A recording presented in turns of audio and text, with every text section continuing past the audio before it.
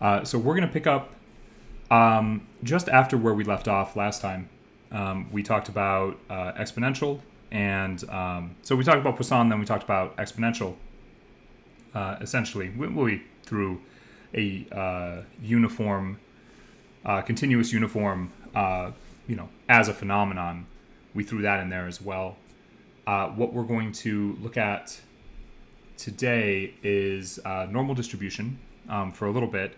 We're going to take a very kind of procedural coding approach to thinking about the normal distribution. And, given time constraints, we might actually do we might do a table, normal distribution table problem, just to show you one way of going about things. And then we'll kind of, when we look at the normal distribution, when we're talking about constructing a probability based on a CDF, essentially we're going to do that from a very procedural programming kind of algorithmic point of view using Riemann Sums. Then following that, we'll get into conditional probability for a bit. We'll probably just, it'll be a little bit fast. Conditional probability, we'll go through that a little bit fast because it doesn't apply directly to the technical interview, but it is something that you'll want to build a deeper understanding of as you go into the DSI. There's quite a bit on it in our pre-course materials, and then a lot of our models, take Bayesian approaches.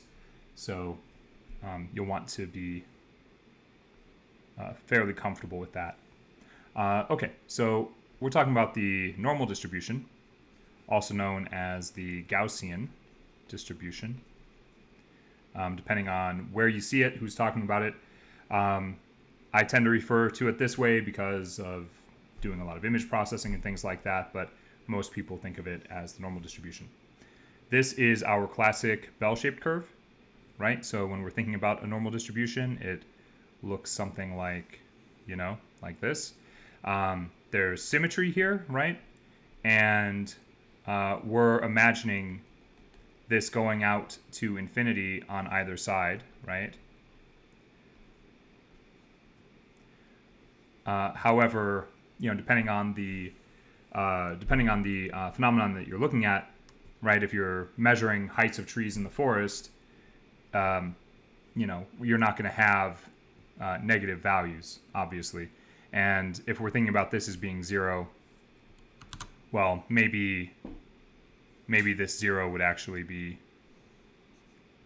a hard zero over on the left somewhere, right? If we're thinking in terms of measurement, measuring height, we're not going to think about negative height in, if we're measuring objects. So maybe zero is going to be over here somewhere. But at any rate, we have this classical shape, and the shape is very familiar. The normal distribution comes up in a lot of spaces. We touched on it very, very briefly with the central limit theorem when we talked about resampling with binomial, and it comes up in hypothesis testing, in the construction of confidence intervals. It's all over statistical inference, and it's something that, even though we treat this very quickly and lightly in this course, that doesn't mean that is a quick or light subject, right? There are a lot of things that are going to come back to the normal distribution, and it's important to be fluent in it, right? It's sort of like a foundational concept. And again, we don't give it fair treatment because it's not as applicable to the technical interview. And also it's harder to approach from a kind of, from a Python standpoint, I guess you could say. Like we're going to build a procedural way to get areas under the curve, but we aren't going to, construct a hypothesis test using Python, or, code out qualifiers on a linear regression or something like that. Okay, so we have a PDF for the normal distribution, and let's talk about that. So we have the, let me just track. Okay, there we go. All right. Let's look at this PDF. So we've got the normal PDF. And the way that I'm going to suggest that you think about the normal PDF for right now is that, I know I just drew this, but we're going to think about an input x, okay? So we've got some input x, and we're trying to discover in general a probability that x is going to be less than, or sorry, some value is going to be less than x, okay? Right, so when we get down to it, we're trying to discover the area under the curve for less than x. And, you know, what does that look like? Well, the probability that x is less than x. We could say less than or equal to, and those are actually equivalent in a continuous distribution. Less than or equal to are equivalent, so we don't need to worry too much about that.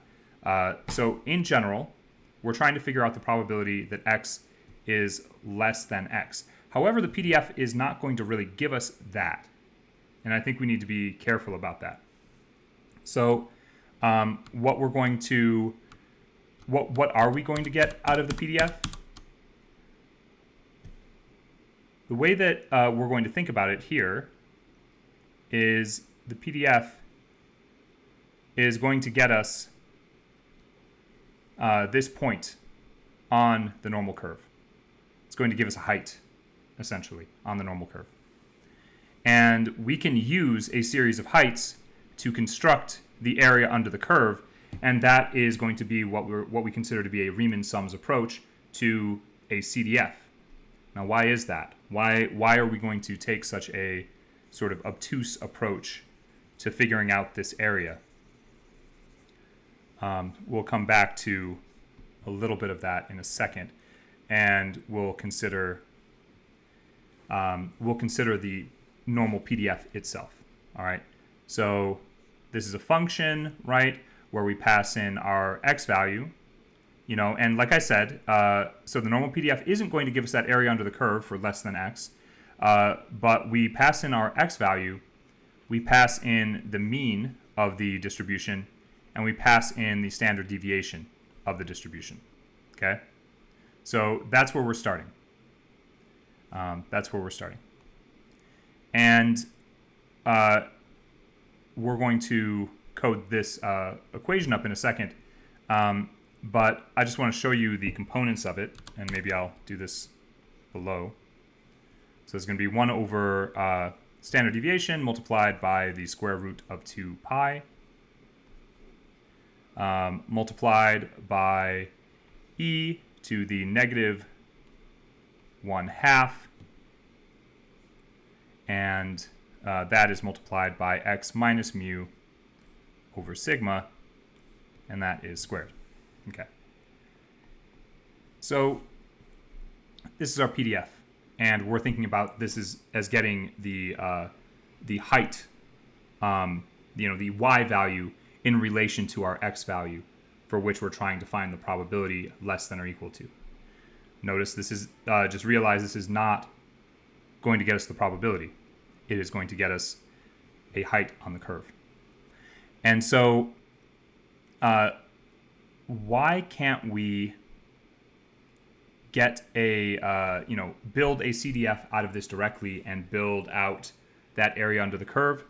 Well, it turns out that to do that, we would need to be able to integrate this function, and this is one of those functions that we refer to as non-integrable. We cannot integrate it using our sort of standard calculus methods. This, looks a little bit like a mess, and I'm not saying it is a mess. It's not that complex of an equation, but we've got a lot going on here, and we can't integrate it. So sorry, let me look at that question. Is the exponent of e also raised to an exponent? I see the question. this, we're multiplying. So this is two chunks that we're multiplying together. E is not an exponent here. That's all of this is multiplied by all of that. Sorry if that was unclear. And the normal PDF will not give us the probability of x being less than x. Yeah, that's not what that's going to give us. That's what we need a CDF for. However, we don't have a formula for the CDF for the normal distribution. Instead, what we have is tables, and that's the classic way to look up the probability of x being less than x, essentially. Okay, so we essentially need to be careful in how we think about this, and the reason why I'm sort of focusing on this idea of getting a height on the curve. The reason I'm focusing in on that is that we are going to utilize that, okay? And we're going to see, we're going to build a, we're going to employ an algorithm that uses Riemann sums to calculate an area under the curve, which is not really something you would do in practice, right? Like in the real world, you're going to use stats models or SciPy. You're going to use you're going to build a normal random variable, and you're going to call a CDF method on it. And that's fine and good and everything, but I think it's important to see how to generally code something that will get the area under a curve, which we'll get to in a little bit. Okay, so before we do that, though, you're going to code the normal PDF. And here's the equation for the normal PDF right here. Notice that there's going to be 3 parameters: mu, sigma, and x. Right? X, mu, and sigma. Probably just put them in that order: x, mu, and sigma. And yeah, okay. So let's take 4 minutes. I think 4 minutes is sufficient on this. Yeah, go ahead. Let's do 3 minutes, actually. Okay, 3 minutes. Go ahead and code up this function.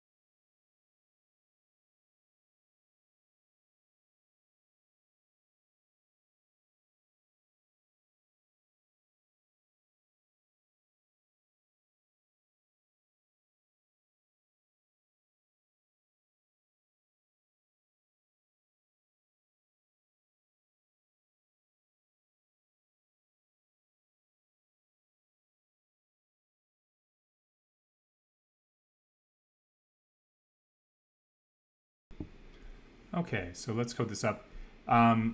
It is very easy to kind of make errors when coding this. So we're going to need a few things for this. So from math, I'm going to import a few things. I'm going to import e. I'm going to import pi, I guess, and I'll import square root. Okay, so we'll do that. And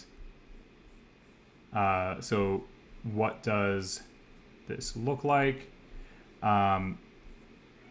Let's say def normal PDF. We'll start. I'm just going to set these default parameters, mu of 0 and a standard deviation of 1. So I'm going to do this in parts. So the first part is going to be 1 over sigma multiplied by the square root of 2 times pi, right? So that's our first part.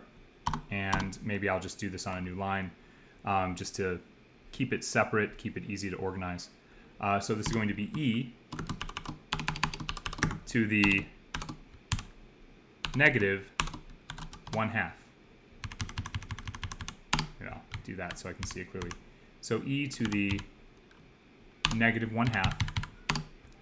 And so negative 1/2 is going to be multiplied. Here, let's do this. I'll wrap this in another paren, and we'll say this is x minus mu divided by sigma, and that is going to be squared, and I believe that is what we're looking for. So those just get multiplied together, and we should see something that works here. I have a dummy value over here that I'm going to use, and if you're going to code this up by hand, what I'm going to suggest is that you go to a site that has a normal PDF calculator, and you take a couple values, say 0.5 for mu, 0.5 for x, 0 for mu, and 1 for sigma, and you plug those in directly. And I think if you do that, well, let's run this. It's just a nice way to check your work. So that's getting us 0.3521. I'm going to set our x to 0. See what we get. 0.3989. So, yeah. So that's what we're seeing here. And sorry, let me change this back to 0.5. And I will put, this is roughly 0.3521. I'll share this, and you will need this for the next thing we try to code.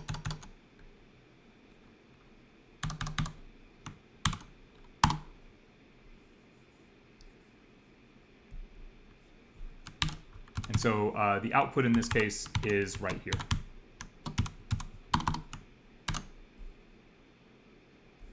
Okay. All right, so in general, so this is our PDF, right? What about our CDF? And I think with continuous problems, most of the time, we're thinking in terms of a CDF. You know, probability that x is less than x, you know, that's what we're considering. So we can't take the integral of the PDF for the normal distribution. But there are techniques that we can use to go forward.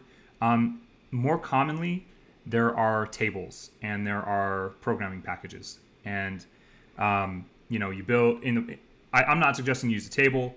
I might run us through a table problem really quick just to show you why you might not want to use a table. It's a bit cumbersome, but it's also one of those things that maybe at some point, you know, you need to do. But there are software packages, and that's likely what you're going to be using to get the CDF. Okay, so let's go through how to read a normal table. I'm going to try to move through this kind of quickly, and we won't focus on it, okay? So there's a concept called a z-score, all right? Call it a z-score. And this z-score, it represents the number of standard deviations, away from the mean.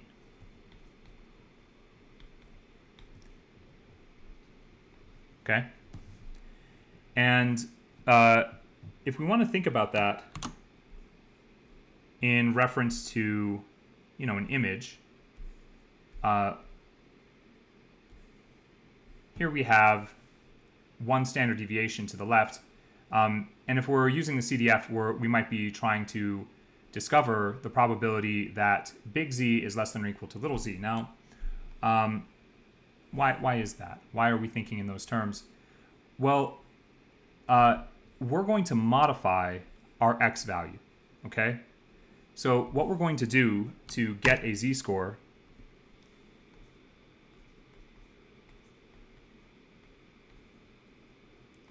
get a z-score, we are going to normalize our distribution.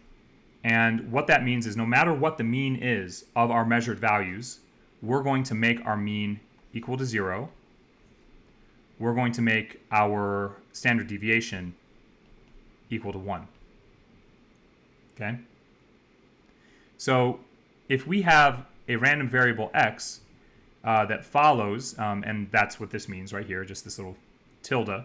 If we have a random variable x that follows a normal distribution, where we have a mu and a sigma, then we are going to transform x into a new random variable z. Okay? Now, how do we get to z?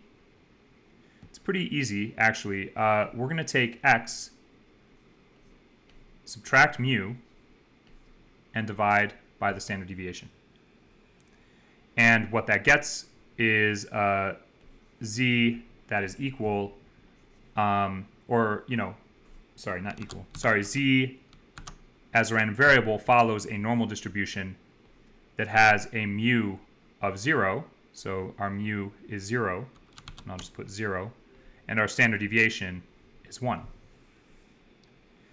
With our z-score, we can reference a table. We can look up the z-score in the table, and we can get a probability. Because what we have is an analogous normal distribution of the random variable z that will provide us the same probabilities that we could get with, that we would have to go through much more calculation to get integration. We would have to do some sort of manual integration on the PDF to get with whatever x is. Okay, so I know that's kind of a lot, and I think we can just look at an example and work through that and then never think about it again.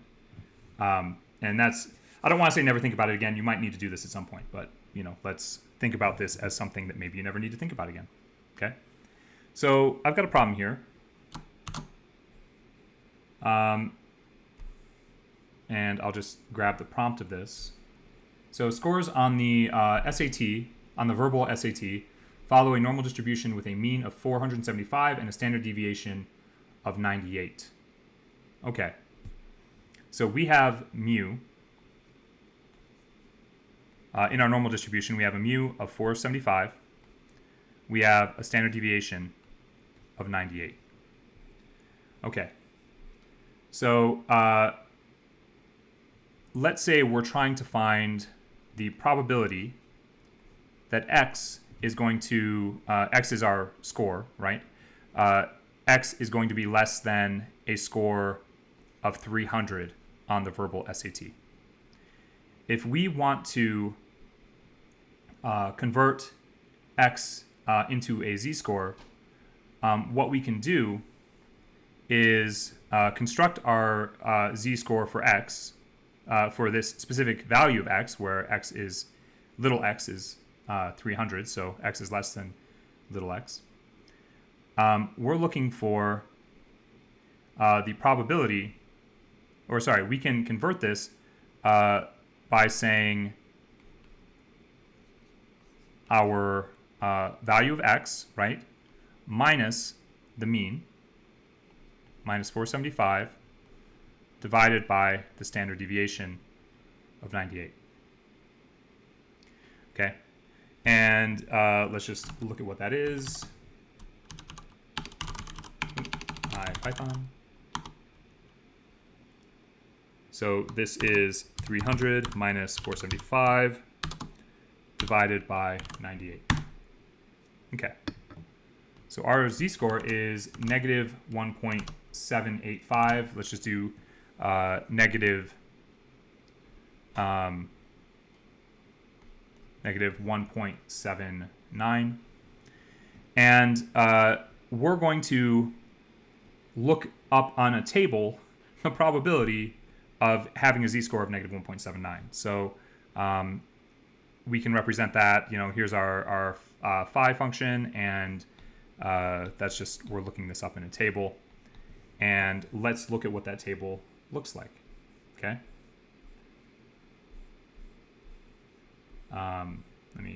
Hopefully I have this table somewhere.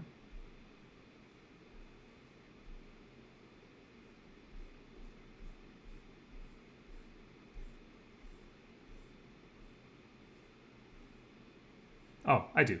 I do have the table. All right, good. That'd be a little bit silly because we definitely need the table if we're going to use this approach.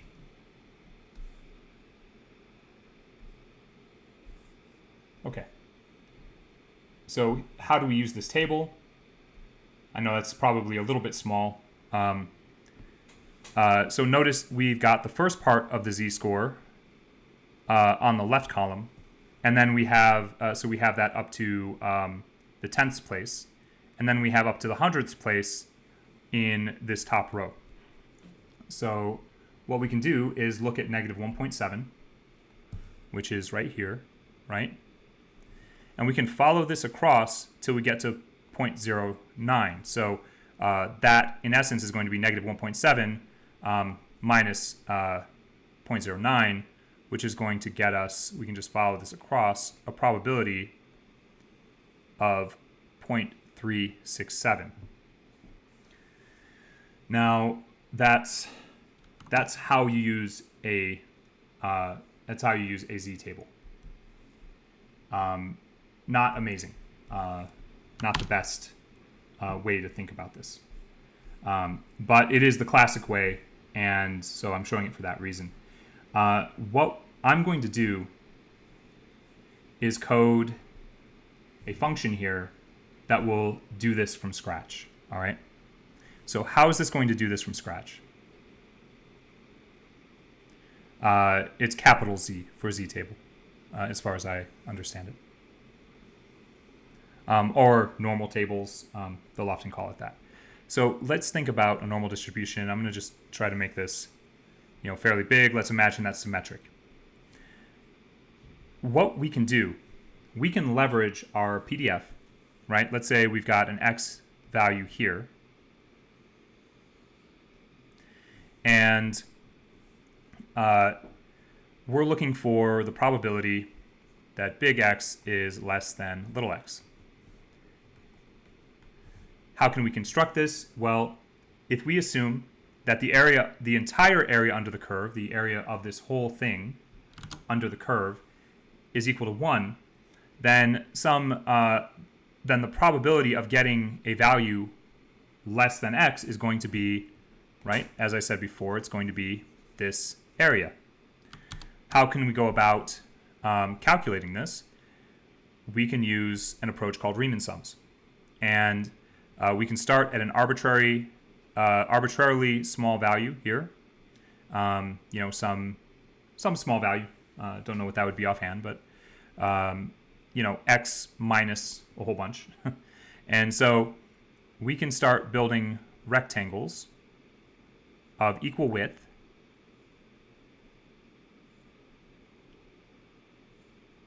And we can do this a number of different ways. In this case, I'm using the left corner, and the left corner is where we calculate our height. And if we do that, you might imagine, well, we're losing some area. We're losing this chunk of area right here, and that would be very perceptive if you're noticing that we are building an estimation and we are losing some area if we do this. This is called a left Riemann Sums approach. But that's okay. What we're going to do in practice here is we're actually going to take a middle Riemann sum approach where instead of this being on the left column or on the left corner, we're going to aim right for the middle. So we're going to minimize our loss of actual area in these chunks. Okay, so how do we do this? One thing is we need to figure out these widths, right? The width of any given rectangle. We'll keep those consistent.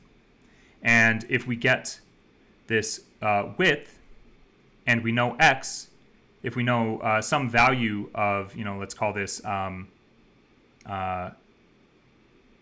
whatever point this is, x sub j or something like that, if we're considering passing into the PDF, we're going to get out this height. So at that point, we have the width and we have the height. And then if we have the width and the height, we have the area of this rectangle. So let's do that in code. Let's look at what that might look like.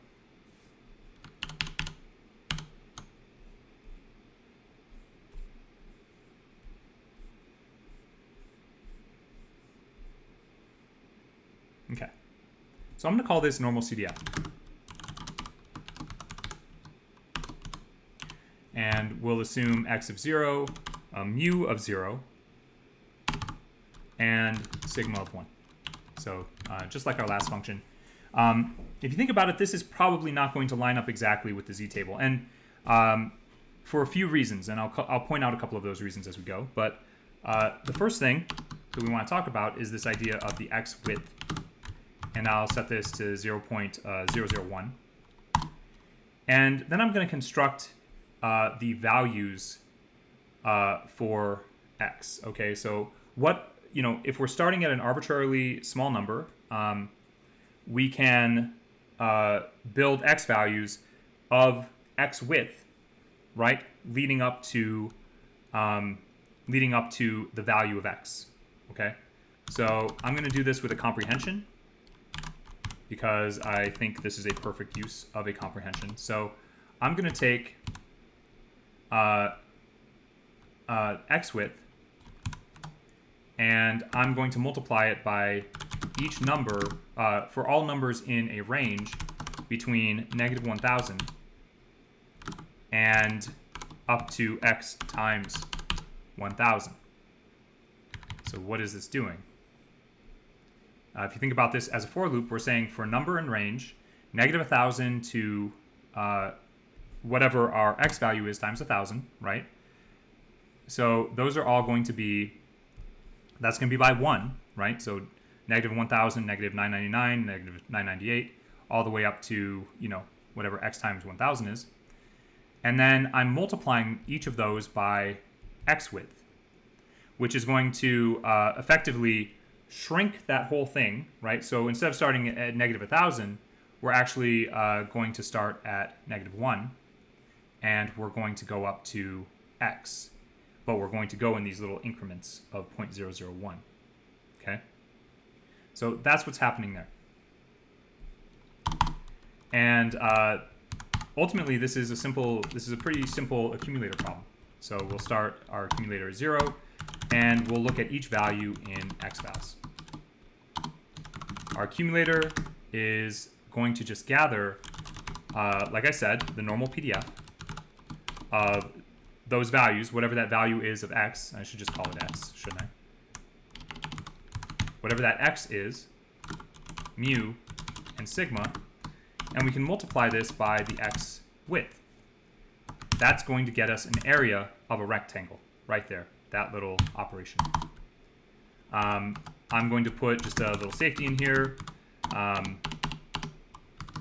If our value exceeds x, we can break. That shouldn't happen. I think I put that in there because there was a single case that I discovered where that could happen. I have to rethink that though. Either way, let's leave that in there. All right, so let's take that problem we had before. Okay, so we now have a normal CDF problem. Remember, we were looking for the probability of having an SAT score of less than 300 when our average is 475 and our standard deviation is 98. And let's see how close we get with this. Okay, so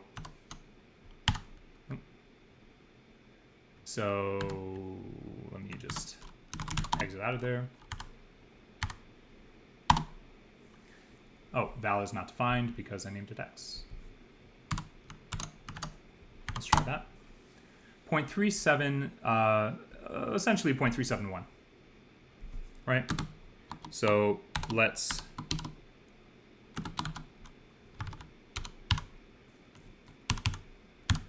look at that in relation to what our z-table gave us. So the z-table score was 0.367.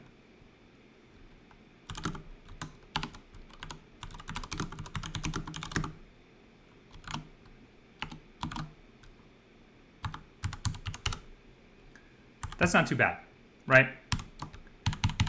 We're 2,000th off, or no, sorry, 4,000th off. So I think that's pretty good, and we can effectively say, well, there's roughly 37% chance that someone's going to score less than 300, or and I think we're looking at we're in the same ballpark when we do that. So that we're gonna leave. Yes, the difference is partially because we're estimating with the squares. The other difference is the z-table. You'll see this if you use like stats models or something like that, or SciPy stats. SciPy stats will give you a different result than will a z-table as well, and that's an important thing to consider, right? Z-tables are traditional, they're classic, but nobody really uses them anymore. You're gonna, statisticians use R, they use Python. Data scientists mostly use Python or Scala, and we've or Java or some other common language.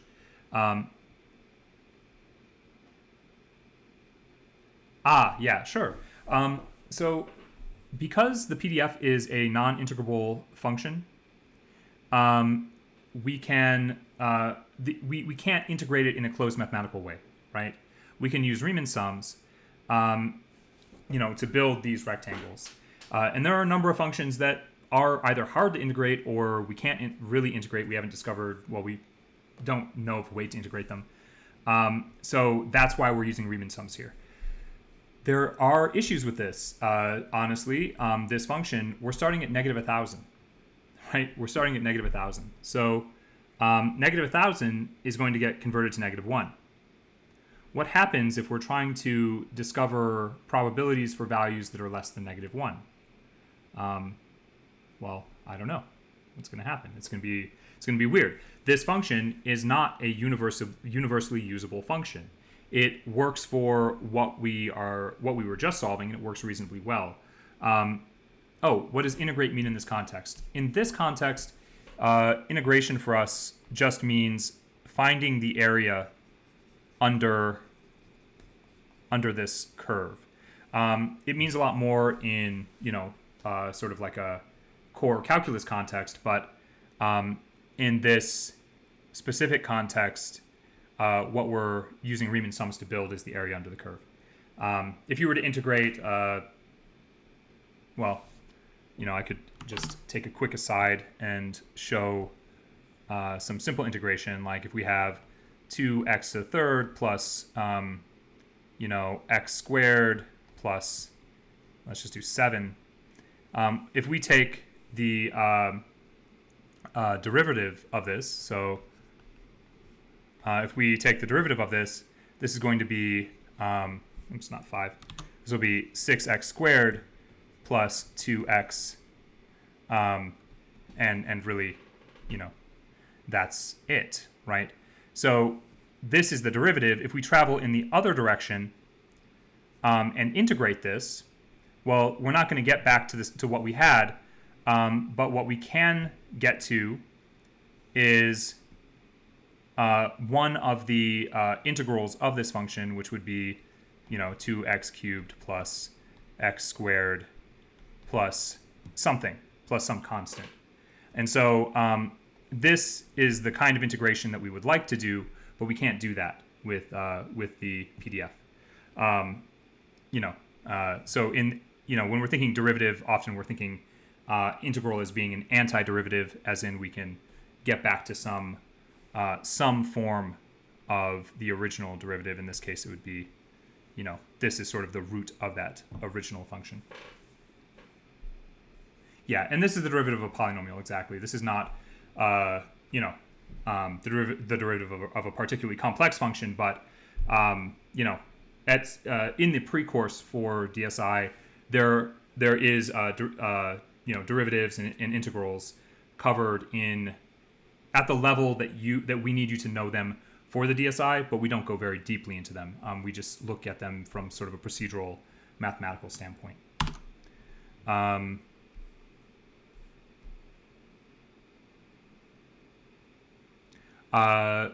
The prior questions, little z is what represents negative 1.79 when we're doing the z calculation. That's little phi. Just little phi in this case represents, some external function. The external function that we're passing into is actually the table, is the z table. That's what I'm referring to in the use of little phi. And z table is capital Z table. At least that's as how I've seen it, or normal table. Okay. Yes, in this context, and it is relative to whatever documentation that you're using. So, there's a lot of, how do I say, there's a lot of variation in how these things are represented.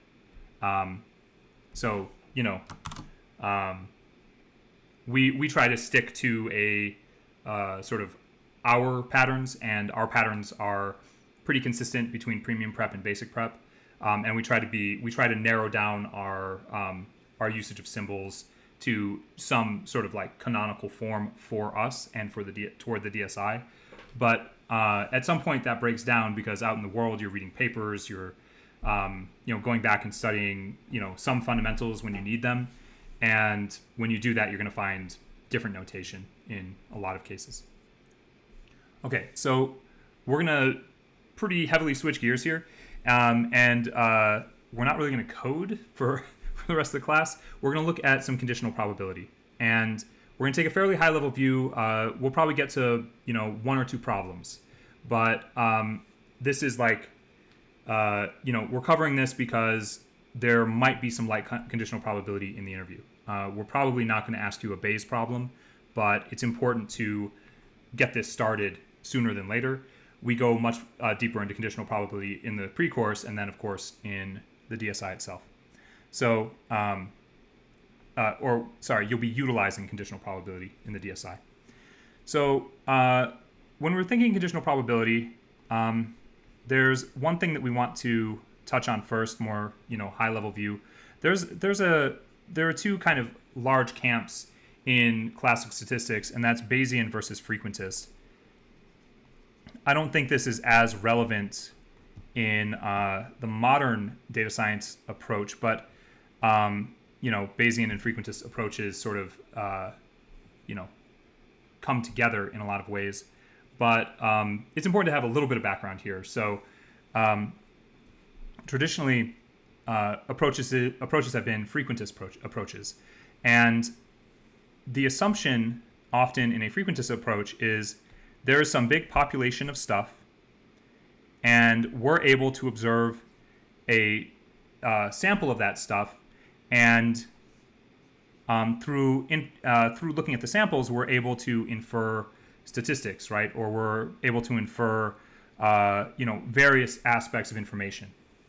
And the idea here is sort of, if only we knew, if only we could look at the entire population, or if only we had the computational power to do so, then we would be able to tell you the truth of something. Now, in frequentist approaches, a lot of things come out of this and are still fundamentally pretty much frequentist. Like most hypothesis testing, when you reject a null hypothesis, or you reject your hypothesis, your H1, this tends to happen with a frequentist approach. And I'm just throwing it out there because you are going to be doing things with a frequentist approach in a lot of cases. So in some sense, the foundation of this is determining whether a difference in samples is reflective of an actual difference in the population, or if it's contingent on that specific sample, right? Is it by chance or something like that?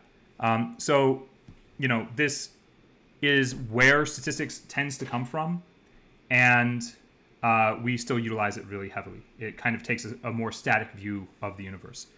Bayesian approaches are a little bit different.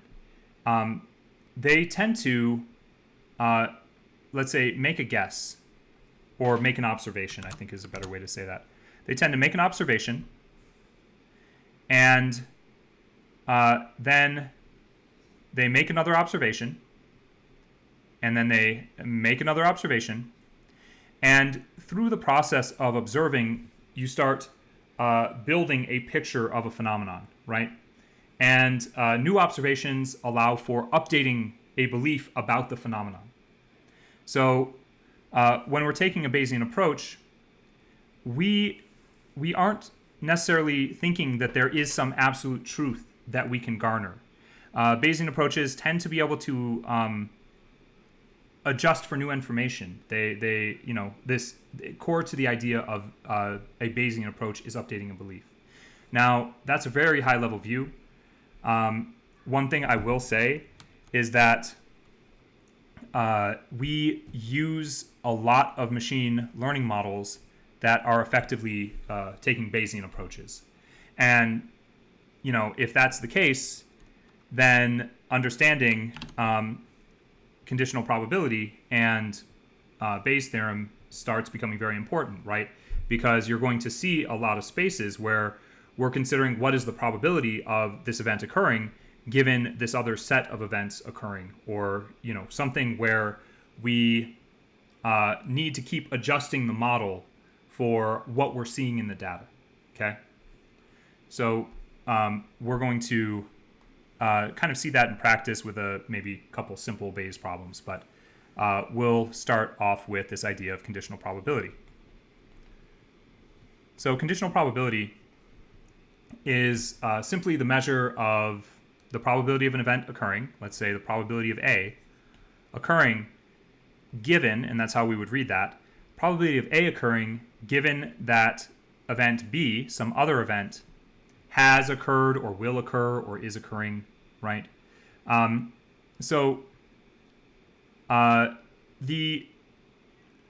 The causality here is that is a bit implicit, right? We are assuming, or we see evidence that A is dependent in some way on B, and we can be a little bit more rigorous about that. We can show when A and B don't have dependencies, and we'll see that in just a second. We'll see a case where that's the case.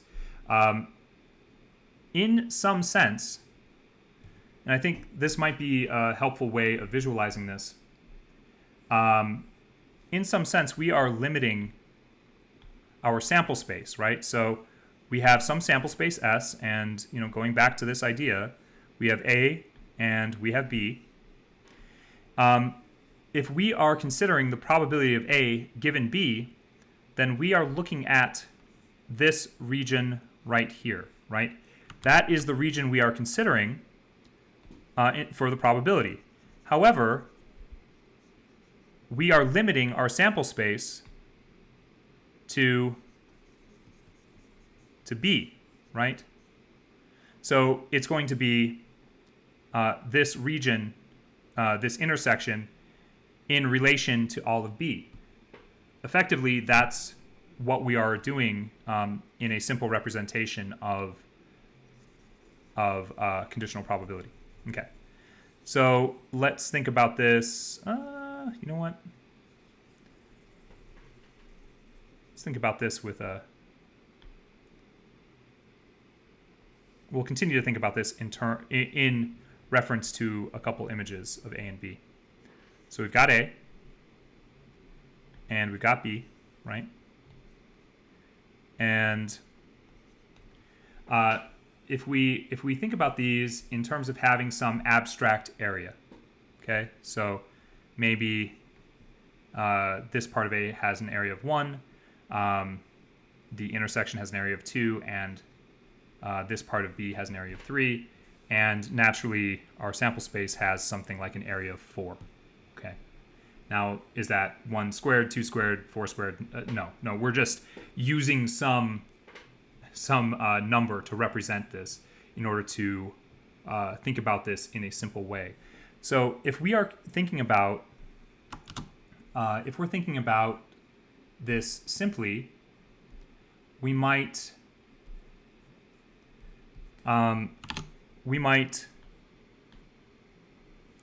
start calculating this also simply, right? A given B, as I showed visually, is just this intersection of A and B, right? So that's just the intersect of A with B. And that is going to be sort of normalized, or we're going to bound it. We're going to put it in the universe of B. Okay, so if we were to calculate this with our arbitrary symbols, this is just going to be 2 over 2 plus 3, right? Which is going to be 2 out of 5, which is 0.4. Okay. So the important part of this that we're going to take away is this chunk right here. So turns out that this is a definition for conditional probability. In fact, we call this Kolmogorov's definition of conditional probability.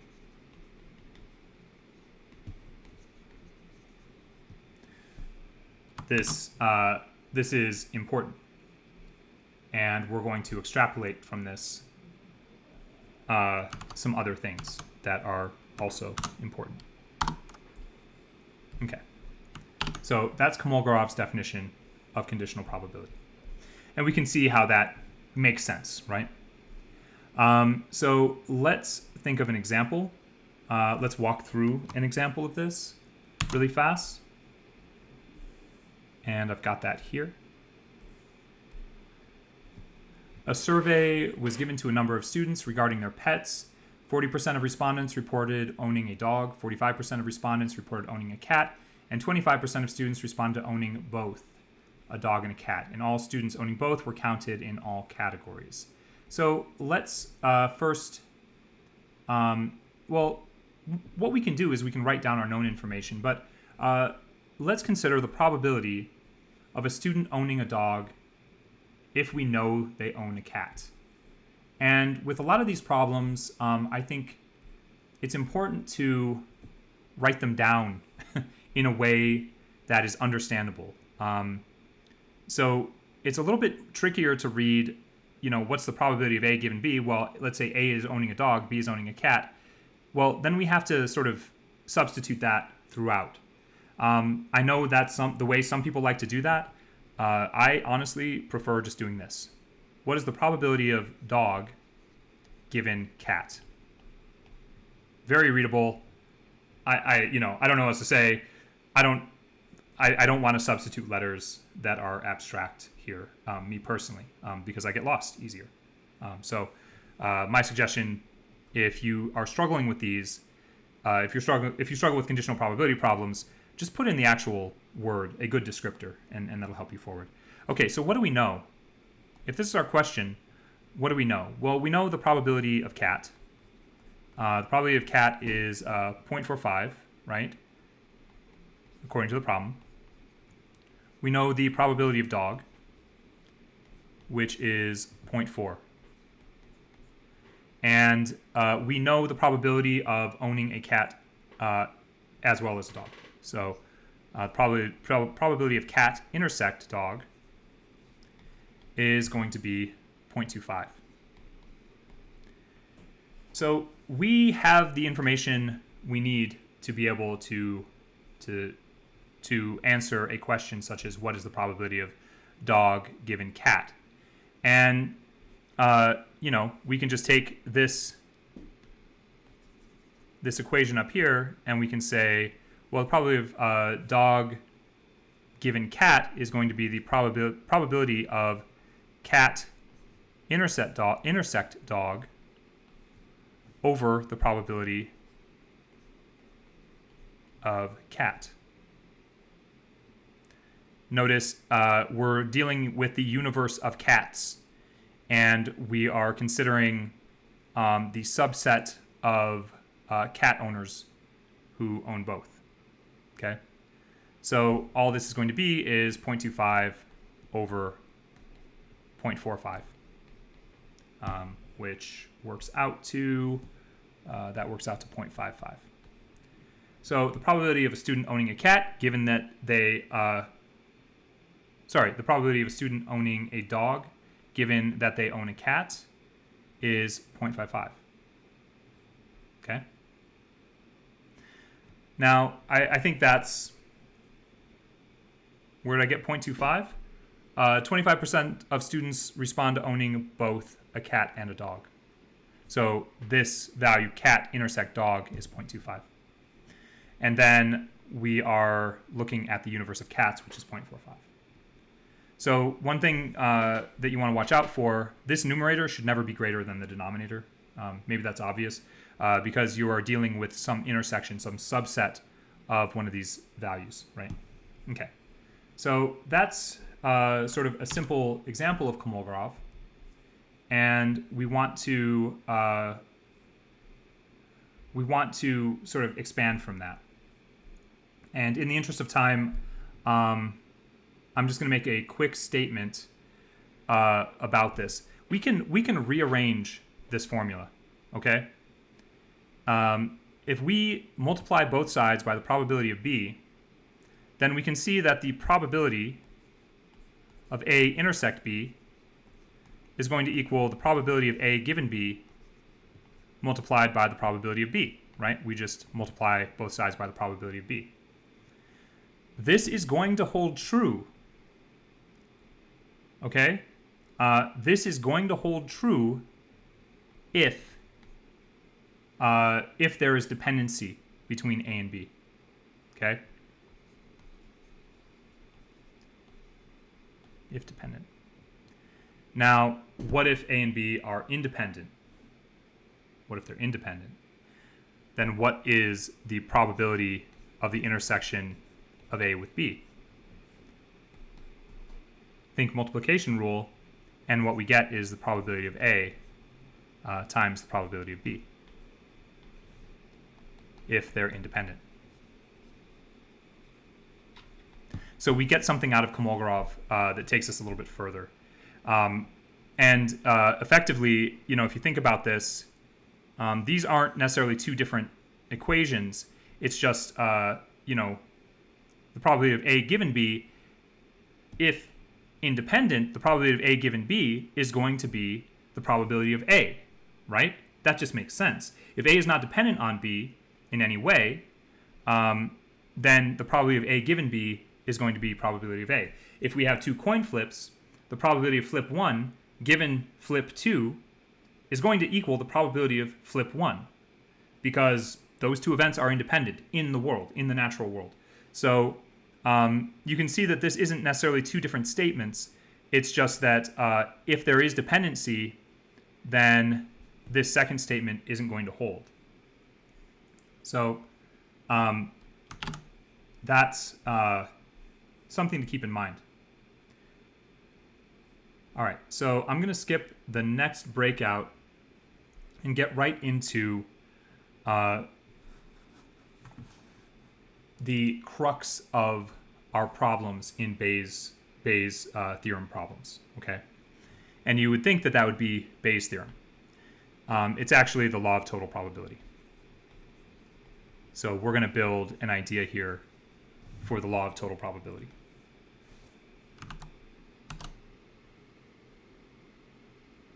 The term given does imply dependency, yes. So when we say A given B, we're saying, well, the probability of A is dependent on the probability of B in some form. Yeah, and that's how we read that that midbar, right? When we say probability of A given B, that's how we read that, A given B, where we are essentially looking at the intersection between A and B over the probability of B. So we're limiting our universe to the universe of B, and we're looking at the intersection of these two in relation to that universe. Okay, so let's think about this visually to start, the law of total probability, and we'll go back to this idea of a sample space. So we've got some sample space, we'll call this S, and we've got some value, some event A in the sample space. And let's say we divide A, we just cut it up like so. And then we've got these regions, B1, B2, and B3. Let's say we don't know the area, I'll call it the area of A. We can describe A, though. We can describe A in terms of being a composition of intersections. And this is really the key here. A is going, this section of A, we can think of as being the intersection of A with B3, right? So that is our intersection A with B3. And this section of A, we can think of as being the intersection of A with B1.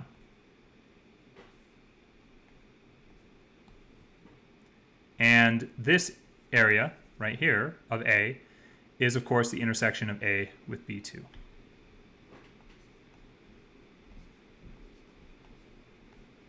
So where does that leave us? That leaves us with the ability to construct A. And we can represent A fairly easily. Let me just snag all of this. Not like that. Let's do it like this.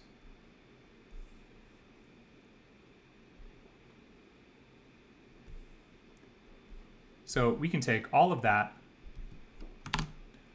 and we can represent it in a fairly straightforward way. We can say A is a composition of B1 with A,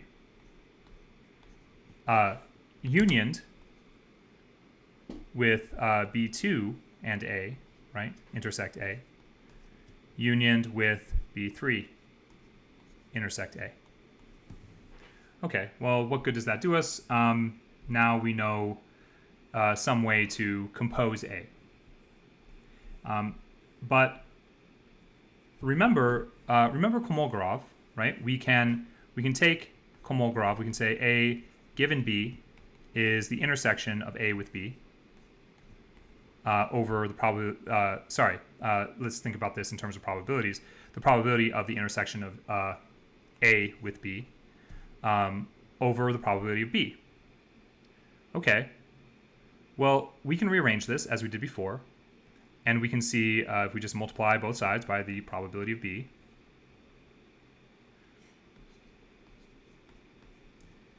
So I'm just going to move this this over here, and we can see that the probability of A intersect B is simply probability of A given B multiplied by the probability of B. So that's nice. We can do something with this. And what we have throughout this this composition of A is we've got these intersections of regions of B, or sorry, intersections of B1, B2, and B3 with A.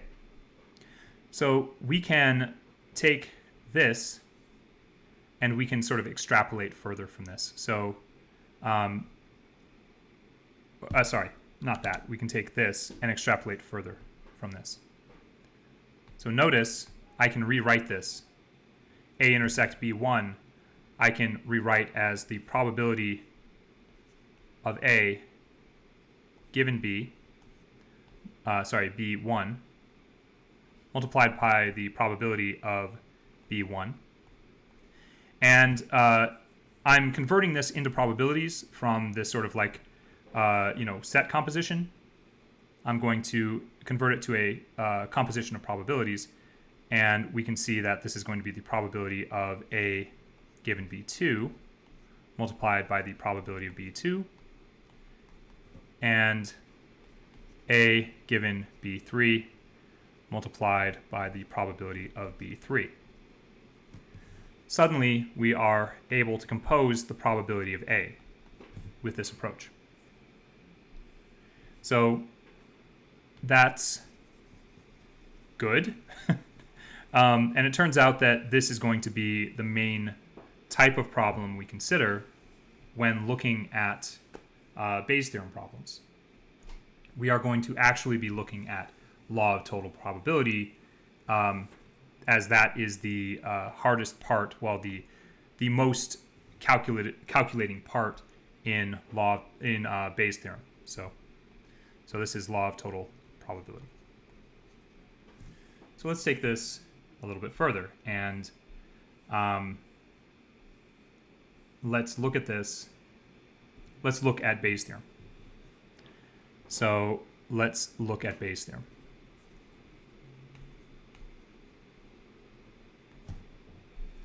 Bayes' theorem is essentially a rearrangement, a way of representing Kolmogorov. Okay? And let's just look at what this looks like. Remember, A intersect B we're kind of just representing as such, right? So Bayes' theorem, when we say the probability of A given B, what did we do for Kolmogorov here? Well, for Kolmogorov, we said that the probability of A given B is the intersection of, right? This is just the intersection of A with B over the probability of B. But we can rewrite this intersection, right? We can rewrite this intersection now. And we can put it in sort of strict probabilistic terms that make it easier to think about. So we can rethink this as being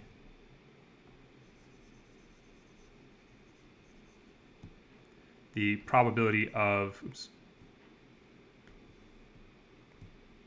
the probability of B given A,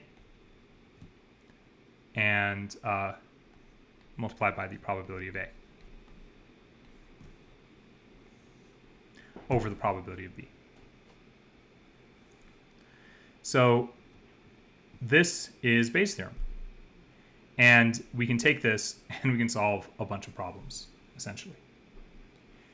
There are some names for things here, right? We call the probability of B the prior.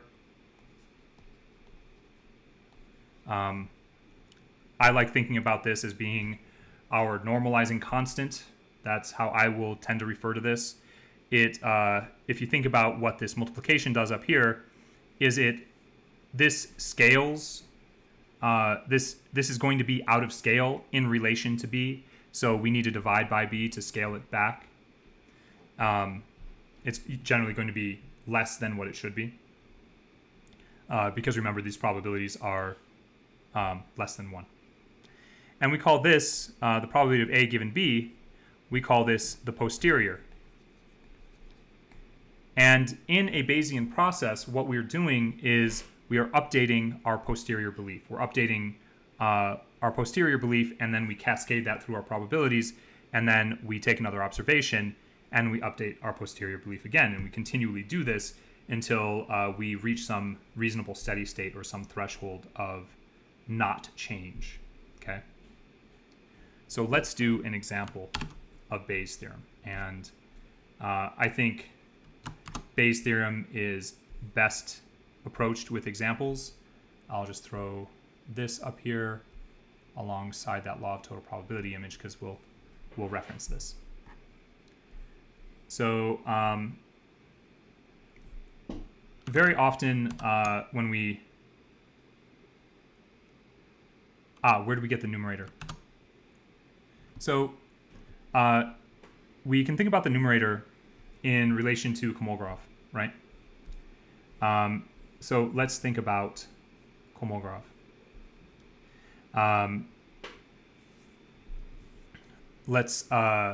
The way that we rewrote Kolmogorov was to say the probability of A intersect B is the probability of A given B multiplied by the probability of B, right? Okay. Now, if you think about this, though, there's no order in intersection. So we could rewrite this again as being the probability of B given A multiplied by the probability of A.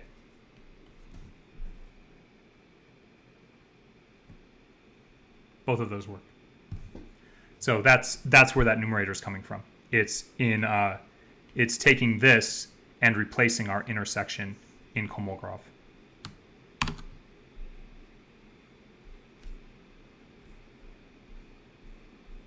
Yeah, I didn't say that explicitly. I should have mentioned that is really just a there's intersection, union, all of these, they work in either direction. Okay, so let's think about a Bayes' theorem problem. And Bayes' theorem can feel weird. Okay, let's say, and we'll use an example using cookies. There's all these cookie examples.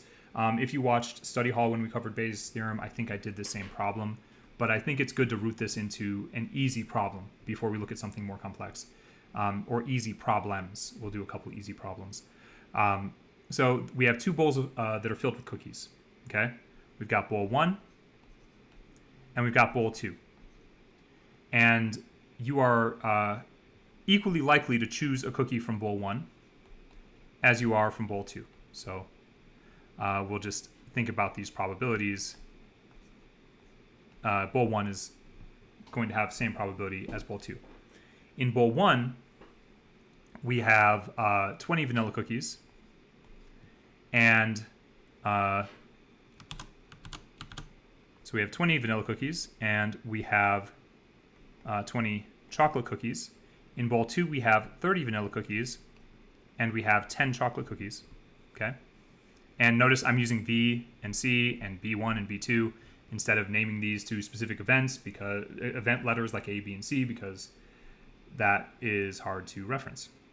I think this is much easier. So we can start, we can think of a question, and we want to frame that question in terms of Bayes' theorem. Okay, so let's ask the question: what is the probability if you choose a vanilla cookie? What is the probability it came from bowl 2?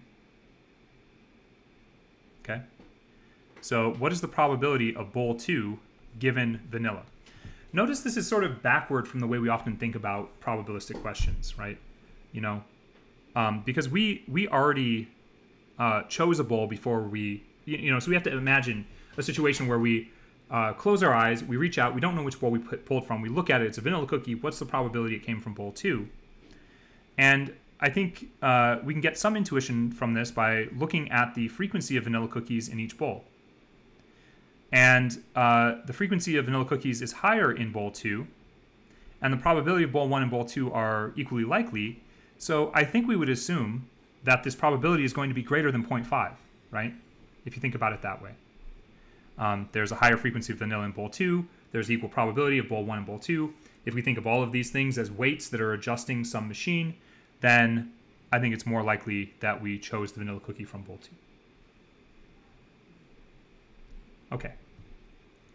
So if we're going to rewrite this in the form of Bayes' theorem, which we have above, and this is one of the theorems, well, I recommend memorizing all kinds of stuff, but I know people don't do that and they don't want to do that, and that's totally fine because we can always look things up. I think this is a good one to memorize. I think I think Bayes' theorem is good to memorize because you'll start noticing it in places where you wouldn't have noticed it before. It comes around a lot. So probability of bowl 2 given vanilla is going to be the probability of vanilla given bowl 2 multiplied by the probability of bowl 2. And that is going to be, again, in this sort of universe of vanilla. So probability of vanilla. Okay, what do we know? What information do we have here? Well, we've got the probability of bowl 1 and bowl 2. We know bowl 1 and bowl 2. We also know the probability of vanilla in bowl 1, and we know the probability of vanilla in bowl 2, and we also know the probability of chocolate in bowl 1 and chocolate in bowl 2, but we kind of don't care about that. We're not really concerned with those. So what can we answer in here right away? Well, we know the probability of vanilla in bowl 2, and we know that that is 30 out of 40, right? 30 out of 30 plus 10, which is 40. So that's 30 out of 40, or 0.75. I'll just put 0.75.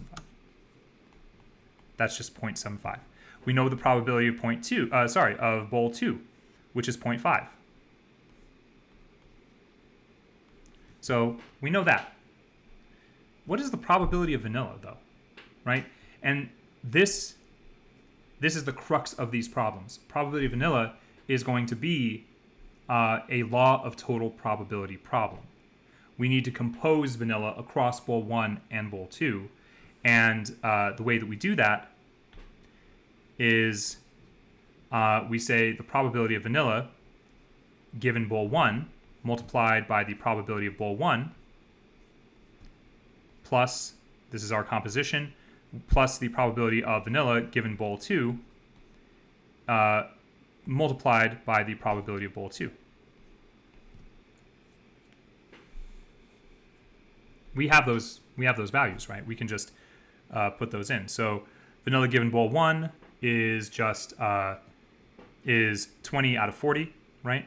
So that's going to be 2 out of 4, or 1/2. I'll just put 0.5. 0.5 times 0.5 plus vanilla in bowl 2, which is 0.75 times 0.5. Okay? And if we add all that up, the probability of vanilla turns out to be 0.625. Okay? So notice that our numerator is going to be out of scale. If we only use the numerator, it's going to be too small. We are making it a slightly larger probability if we divide by 0.625. What does this work out to? It works out to 0.6 when it's all said and done, and we can safely say that the probability of bowl 2, if we choose a cookie and we don't know what bowl it came from, the probability that it came from bowl 2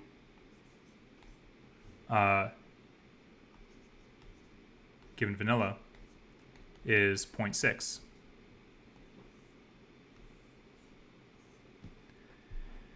So again, like the main crux of this is that law of total probability, right? That's the crux of this problem. Okay, So let's take off the training wheels and solve a couple of these. I think these problems are fun. I'm not asking you to think that they're fun, but they are sort of brain teasers. And I think that they're, when you have one in front of you, it's nice to start, thinking it out. Also, you might be wondering, well, how is this practical? We'll start off with a practical problem. And then we'll look at some slightly less practical problems. But let's look at this one. Given that a rare disease affects 1 out of 1,000 people in a given population, there is a, okay, that's not a sentence, but that's fine. There's a diagnostic which has been developed. The diagnostic result is positive 99% of the time when it is given to someone with the disease. The diagnostic result is positive 2% of the time when it's given to someone without the disease. Given that someone has tested positive on the diagnostic, what is the probability that they actually have the disease? Now, I know this is a little bit baptism by fire. This looks like a very hard problem. And let me just give you a couple clues here on it. So there are things that you want to consider in this, such as the probability. I'm going to put this down here so I can write a couple clues. The probability of having the disease, right? So what is the probability of having the disease? What other things? The probability of testing positive if you do have the disease, and the probability of testing positive if you do not have the disease, right? So I think that's an okay head start. That should give you some sense of what you're calculating, and yeah, from there, do your best on it. I'm going to put 6 minutes on the clock for this. I'll give you a warning of when we're down to a minute, so I'll leave that sketch pad open like this. All right, so go ahead and get started on that, and I'll look at questions and do my best to answer them in the Slack. If I can't answer them in the Slack, I will. We can look at them at the end of class.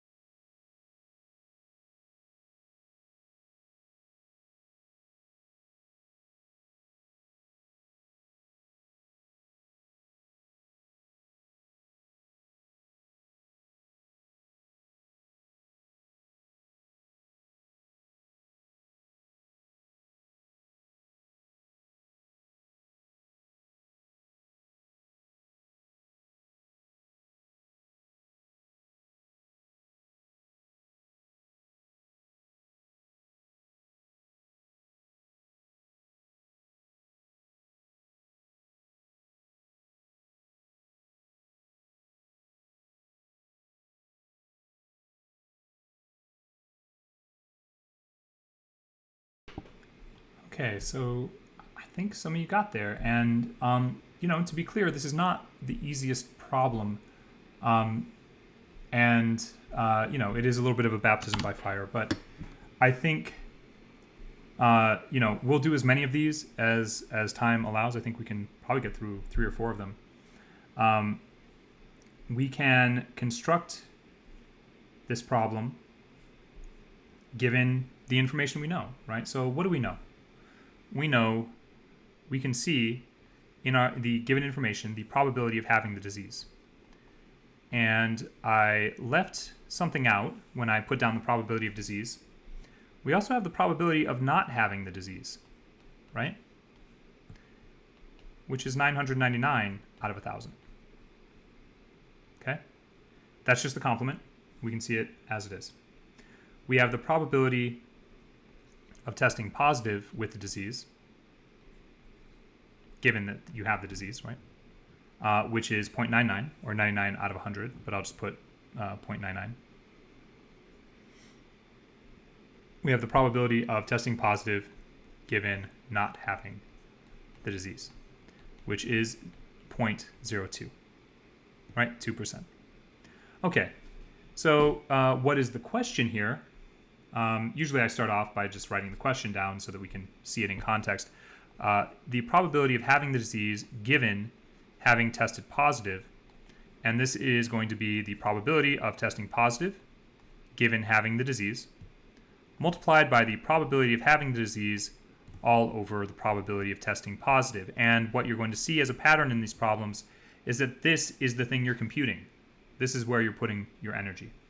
So what is the probability of testing positive? We don't have that information offhand, but we can construct it, we can compose it from what we know.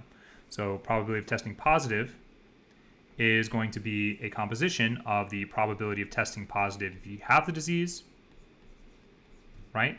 Multiplied by the rate of the disease, or the frequency of the disease in the population, plus the probability of having, of testing positive given not having the disease, multiplied by the frequency of not having the disease in the population. We do have those values and we can plug those in, right? So positive given disease is 0.99. Probability of the disease is 1 out of 1,000. Plus probability of testing positive given not having the disease, which is 0.02, multiplied by the probability of not having the disease, which is 0.999. So this is just to stay consistent. This is just 0.001. Okay, so what is that? If we plug that into a calculator, what we're going to see there is what is that? Oh, shoot. You know what? I don't think I have the correct number over here. Let me just throw those in. So that's 0.99 times 0.001 plus 0.02 times 0.999. Okay, I think I did actually have the right number over here, but just it's good to be sure. So we'll say that is 0.02097.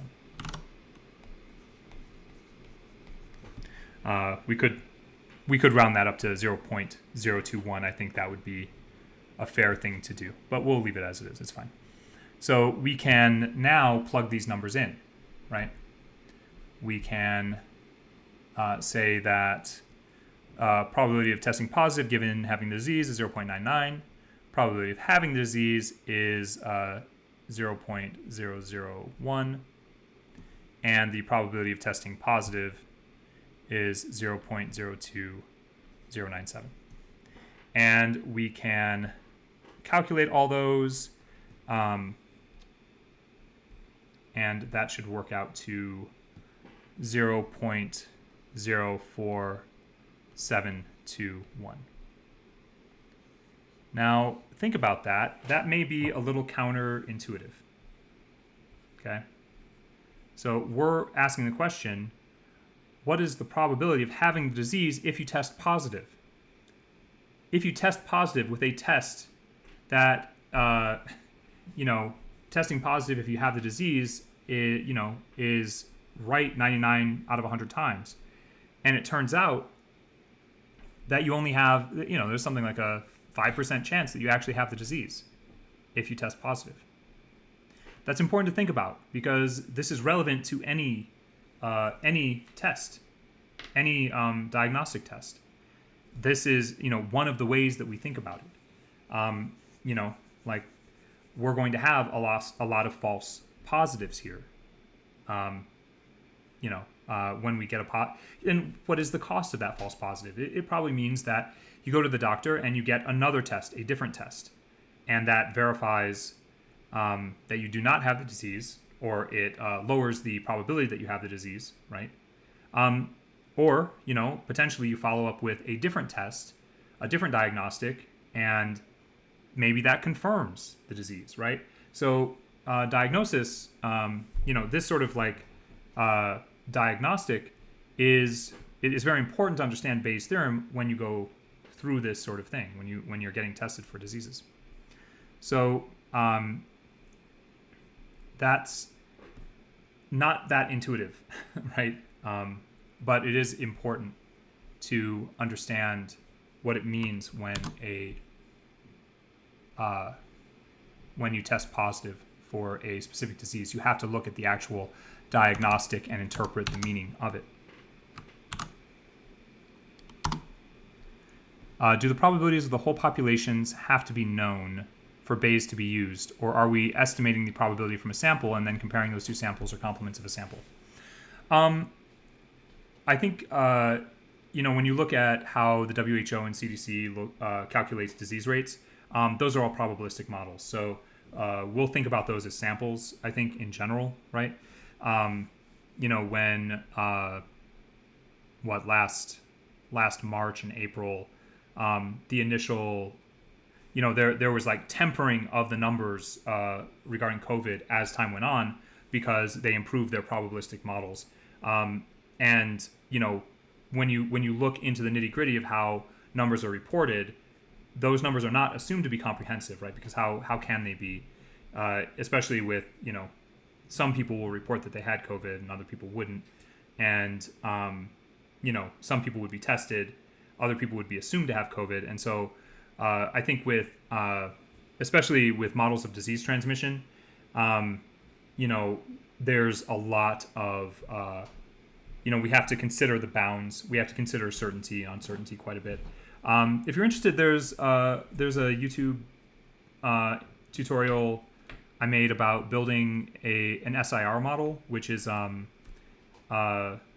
of the common models of disease transmission. I think I did that sometime around last year, but I talked through some of those issues, and I think there's also somewhere a video of me going through WHO COVID data, not WHO, sorry, Data Europa COVID data, right? So reporting for all countries. Anyway, was Bayes' theorem used for CDC COVID stats? I'm sure there are Bayesian models used. I don't know, like if you went and got a COVID test and tested positive, for example, I don't know if they, did a follow-up test to, gain more certainty. Except maybe in more extreme cases, I think most people who tested positive for COVID, like quarantined and assumed that they had it. And so I don't know what the, false positive or false negative rates are. I think I did look that up for one series of tests for COVID tests, but I don't really know beyond that. Also, just to be very clear, I'm not an epidemiologist, right? So any expertise in that field, I definitely defer to them. I think studying disease is super interesting, and disease transmission is an amazing field to study, and I think it's well worthwhile to dig into those models because they're interesting probabilistic models. And also, just to be very clear, I'm not, there are faults with the SIR model, but I'm not the expert to talk about those in terms of COVID especially. Let's see. There's a question. The 0.02097 number becomes the denominator. That represents the probability of someone testing positive out of the whole population, regardless if they have the disease or not. That is exactly correct. And that's why that number is so weird, right? Because how would we have that number? And that's also part of why Bayes' theorem problems are so often centered around this law of total probability. It's that we're answering a question that we wouldn't likely answer unless we needed it for some formulaic approach, or some formulaic approach like what we're seeing here. And one nice thing about that number is that all of these numbers have the potential to migrate with more observations. And I think that's one of the really cool things about Bayesian models and Bayes' theorem itself, is that, let's say we put in a second round of this test. So, what happens when you test positive a second time with a different diagnostic that has, let's say, I'm saying different diagnostic because maybe one person has a specific chemical response to one diagnostic, but there's a different diagnostic as a follow-up. But let's say that other diagnostic has the same features as this, but now we have a posterior belief that is going to inform the probability of having the disease. So notice that if we run this a second time, we can update this idea of having the disease, right? The probability of having the disease is now 0.04721, and the probability of not having the disease is going to be we can either consider that the complement of this 0.04721, or we consider it, more likely the complement of not having the disease in the population. But we can update our calculation, and that's really interesting, because if we test positive a second time, we gain a lot of surety, we shed a lot of uncertainty, right? What terms in this expression of and that's what I'm getting at. This probability of having disease given this test is now 0.04721 if we take this into a second round, right? And so we can filter this all the way through. And we have to make a choice about not having the disease, right? Are we going to use the population frequency of not having the disease, or are we going to use the complement? I say population, I mean the sample population frequency, the sample frequency that we have, that we don't have the disease. Are we going to use this one, or are we going to use this one? And we have to make a choice on that, and that's a critical choice, right? So there's a bit of art in this, as well as the science. Personally, I would go with this, the complement of this, right? So we would update probability of disease, update the probability of not having the disease, and that is going to change our calculation of the normalizing constant, or our prior, right? And what we're going to see if we test positive twice in a row in this process, we're going to get up to a very high level of surety that we actually have this disease. The posterior we would be recalculating. So we're not. So we have calculated the posterior here, and then we are recalculating it based on new information in a second round.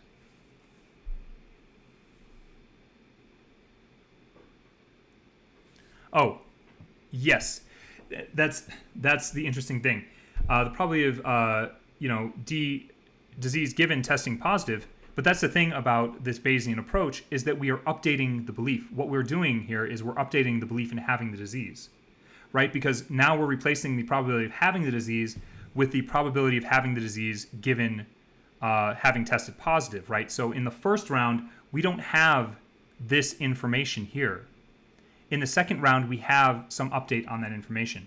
And so a second round of this test is going to trend us, right? That is going to trend us toward more surety. So that's the process. And yeah, that's kind of the idea in this cyclical Bayesian approach. We're updating the belief that we have. We're updating the belief of the probability of disease. In the initial round, in round 1, this is the probability of having the disease in the population. In the second round, it's the probability that this specific individual has the disease, which we calculated in round 1, and that would be 0.04721. That's why we're replacing it, because now we have information with the event at hand. We could do a round 3.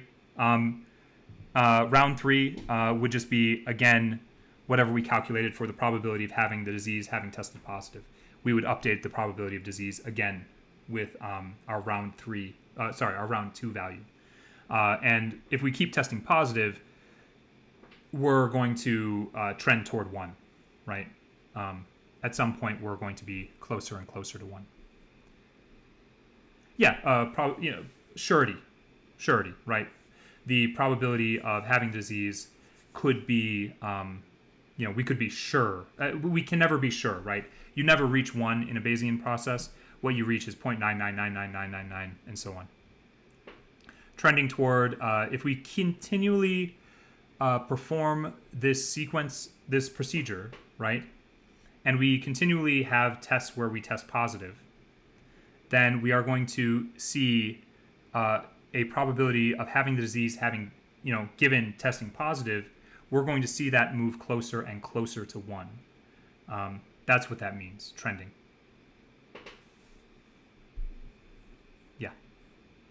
Yeah, with more cycles if we continually receive positive diagnostics. But, we have to be a little critical of that as well for a very specific reason, in that there can be confounding factors in the real world, right? We have to be critical and say, well, maybe this specific individual will test negative or positive on this test because of some other factor that is not the disease, right? Because we can get false positives, we can get false negatives. And so in this sort of process, giving somebody the same diagnostic twice, there might be a confounding variable. It's better to give a different diagnostic that has, different, is likely to have different, positivity, different values for positive given having the disease and positive given not having the disease. Okay, we don't have too much time, but I think we have time for this next breakout. This one I think is fun. If you think this sort of thing is fun, it is a bit of a puzzle, and I think because it's a puzzle, you might find it frustrating because it reflects a causality in the universe that doesn't exist, but that's okay. Let's do 4 minutes on this, and that'll give us enough time to solve it afterward. So Freddie remembers to take his umbrella with him 80% of the days. It rains on 30% of the days when he remembers to take his umbrella. It rains on 60% of the days when he forgets to take his umbrella. What is the probability that he remembers his umbrella when it rains? Okay, so I'm going to put 4 minutes on and see if you can get this one.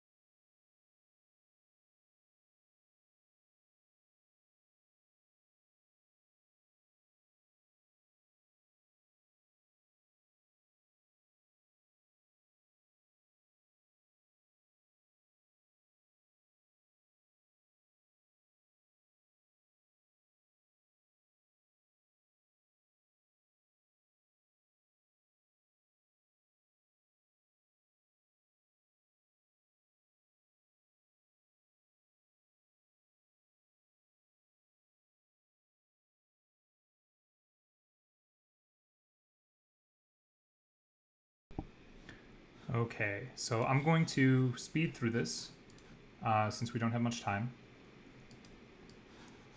And we can have questions on it afterward if there's any confusion. Okay, so what do we know? What can we observe? The probability that Freddie, the probability of having the umbrella is 0.8. Probability of umbrella is 0.8. The probability of having the umbrella when it rains, the probability of it raining given having the umbrella is 0.3. There's some implication of causality here that I don't think is like the real world, but it's also fun for the question. The probability of it raining given not having the umbrella is 0.6. And the question that we're trying to ask is, what is the probability, maybe I'll switch from red to a easier color, the probability of having the umbrella given that it rains is going to be the probability of it raining given having the umbrella multiplied by the probability of having the umbrella divided by the probability of rain. And we can see, looking at this, that the question is really concerned with the probability of rain. So that's what we're going to figure out. So probability of rain is going to be composed of a few things. It's the probability of rain given the umbrella multiplied by the probability of having the umbrella. And that is composed with the probability of rain given not having the umbrella multiplied by the probability of not having the umbrella. So we know these values. This is 0.3. This is 0.8. This is rain given not umbrella is 0.6. And probability of not umbrella is the complement of umbrella, which is 0.2. And if we work all that out, that is 0.36. 0.36. Okay, so we can start inserting these in. So that's 0.36. Probability of umbrella is 0.8. And rain given umbrella is 0.3. And if we work all of that out, it works out to 2/3.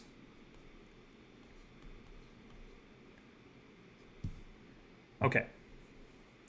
So I'll go ahead and paste that snippet in. Oops.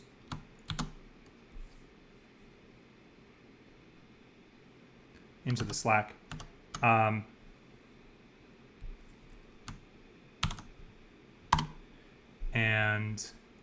yeah, it looks like a few people got there with that one. And I think this one's nice, honestly, because it's sort of abstract and weird. And you can see that, in contrast to the disease frequency question, you can see how some of these become puzzles, and they can be pretty fun. All right.